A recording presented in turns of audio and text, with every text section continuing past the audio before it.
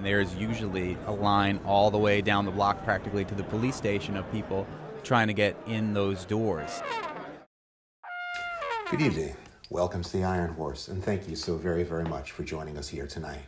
Avery Sharpe approached me and said, can we do something a little extra special? So Avery's put together an ensemble of just some outstanding musicians. In the band, Clyde Criner on keyboards, well known for work with his band Clouds, which is also played here. And on drums, a master of the Skins, Ronnie Burrage. And on trumpet, a young man who made an appearance here, not on this stage, but in Northampton not too long ago, and really raised some eyebrows when he played with Art Blakey's group. And I'm talking about the young but astounding trumpeter, Wynton Marsalis. So sit back, relax, enjoy, get yourselves ready.